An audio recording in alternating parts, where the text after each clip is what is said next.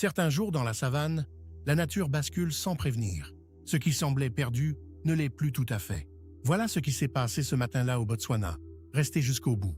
Dans le parc national de Chobe, au nord du Botswana, la savane s'étend à perte de vue. Les rangers connaissent chaque recoin de ce territoire, chaque chemin, chaque point d'eau. Mais certains matins, la savane leur réserve des scènes qu'aucune formation ne prépare vraiment. Ce matin-là, un grand éléphant mâle errait seul à l'écart des zones habituelles. Il marchait lentement, avec une démarche irrégulière et lourde. Chaque pas semblait lui coûter un effort considérable. Sa trompe pendait plus bas que d'habitude, ses oreilles ne bougeaient presque plus. Il y avait quelque chose d'anormal dans cette silhouette massive sous la lumière du matin. La savane autour de lui était calme, baignée de cette clarté dorée qui précède les grandes chaleurs. Tout semblait tranquille en surface. Mais quelque chose dans la posture de cet animal disait le contraire. Tobias, ranger depuis 15 ans dans ce parc, l'aperçut depuis son véhicule. Il s'arrêta sur la piste, coupa le moteur, sortit ses jumelles. L'éléphant portait une ancienne blessure à la patte avant gauche. Une blessure profonde et mal cicatrisée, présente depuis plusieurs semaines selon les rapports de l'équipe. C'était cette blessure qui avait tout changé pour lui. Un éléphant qui ne peut plus marcher normalement ne peut plus suivre son troupeau. Il ne peut plus tenir son rythme ni défendre sa place. Il avait été séparé des siens depuis plusieurs jours. Trop lent pour les rejoindre, trop affaibli pour les attendre. Tobias le connaissait de loin. Il l'avait observé de nombreuses fois au fil des saisons. Un grand mâle au caractère calme, discret, toujours légèrement en retrait.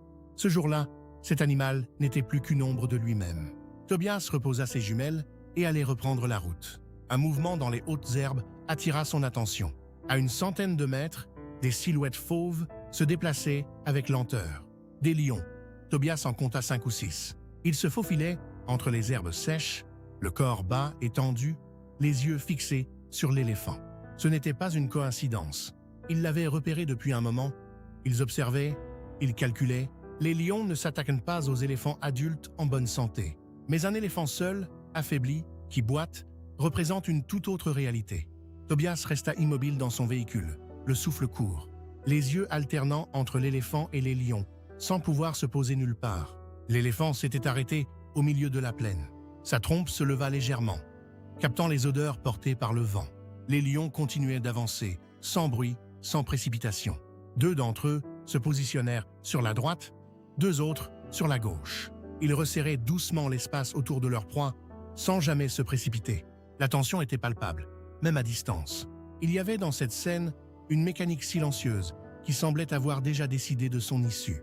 Tobias saisit sa radio et appela le poste central d'une voix basse. Il donna sa position exacte et décrit la situation en quelques mots. Pas d'intervention armée, c'était la règle, sauf danger imminent. Il devait observer, évaluer, ne pas précipiter les choses. L'éléphant fit quelques pas vers le nord. Sa patte blessée traînait légèrement dans la poussière. 2 lions se replacèrent aussitôt dans cette direction. Ils bloquèrent le passage sans attaquer, simplement par leur présence. L'éléphant s'arrêta de nouveau. Il se retourna lentement, balayant l'horizon de sa trompe. Il barrit une seule fois, un son grave et long qui traversa la savane. Ce barrissement, Tobias l'avait entendu d'autres fois dans sa carrière. Ce n'était pas un cri de charge, ni un avertissement agressif. C'était autre chose, quelque chose de plus sourd, de plus profond. Les lions ne bougèrent pas. Ils attendaient. Tobias prit sa décision. Il démarra lentement le moteur et avança en douceur vers la scène. Il coupa progressivement l'angle entre les lions et l'éléphant. La présence du véhicule suffit à interrompre la dynamique. Les lions relevèrent la tête, réévaluèrent la situation. L'un d'eux commença à reculer. Les autres suivirent, lentement, avec ce même calme calculé qu'ils avaient mis à approcher. Tobias maintint le véhicule entre eux et l'éléphant pendant de longues minutes. Puis il rappela le poste central et demanda du renfort. Une équipe du parc arriva moins d'1 heure plus tard. Le vétérinaire de service était avec eux, avec le matériel nécessaire. L'éléphant fut approché avec précaution, examiné en détail. La blessure à la patte était ancienne et infectée, mais pas irrémédiable. L'équipe se mit au travail avec calme, dans le silence de ceux qui comprennent ce qu'ils ont entre les mains. L'éléphant reçut les soins nécessaires, loin des prédateurs et de la chaleur. Les jours qui suivirent furent silencieux. Il mangea peu au début, resta immobile de longues heures. La tête légèrement inclinée, les yeux mi-clos, il y avait dans son comportement quelque chose qui ressemblait à la convalescence, mais aussi à une forme d'attente, comme si une partie de lui écoutait encore la savane au loin. Au bout du 4e jour, quelque chose changea. Il commença à se déplacer différemment, avec moins de raideur. La patte tenait mieux, l'infection reculait. Il mangea plus, dormit autrement.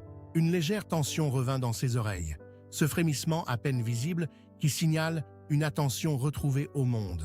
Au bout de 3 semaines, l'équipe décida qu'il était temps. Tobias était présent ce matin-là, comme depuis le premier jour. Le portail de l'enclos s'ouvrit sur la lumière dorée du matin. L'éléphant fit quelques pas hésitants vers la plaine. Il s'arrêta au bord. L'espace ouvert devant lui était à la fois familier et étranger. Tobias observa depuis son véhicule, à bonne distance, sans bruit. Le troupeau avait été localisé la veille, à une dizaine de kilomètres au nord-est. On ne savait pas comment les choses allèrent se passer. Les éléphants reconnaissent les leurs à l'odeur, au son, à la mémoire de la présence. Mais une absence prolongée peut parfois modifier les équilibres d'un groupe.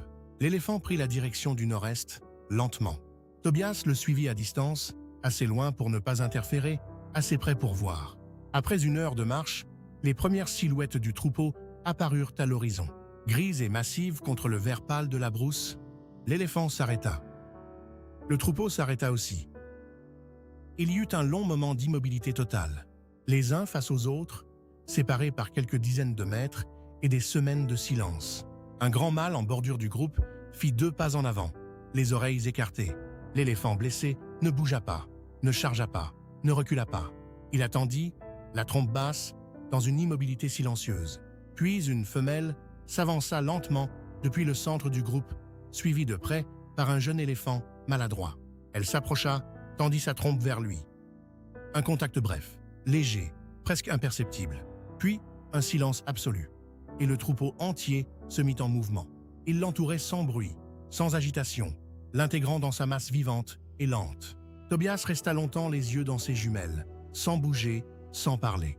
Il regarda l'éléphant marcher à nouveau parmi les siens. Sa patte gauche, toujours légèrement rigide, mais portant son poids, sa silhouette fondue dans celle du groupe. Il n'y avait rien à dire dans ces moments-là. Certaines choses dans la nature n'ont pas besoin d'être expliquées. La survie est rarement une affaire solitaire. Ce que Tobias avait vu ce jour-là ne figurait dans aucun rapport, aucun manuel, aucune formation. Un éléphant condamné par sa blessure avait survécu parce qu'un homme avait fait demi-tour au bon moment et parce qu'un troupeau avait choisi de ne pas fermer les rangs. La nature est rarement sentimentale, mais elle est parfois, à sa façon, étonnamment juste. Si cette histoire vous a touché, likez cette vidéo, abonnez-vous à la chaîne et partagez en commentaire ce qui vous a le plus ému dans ce récit.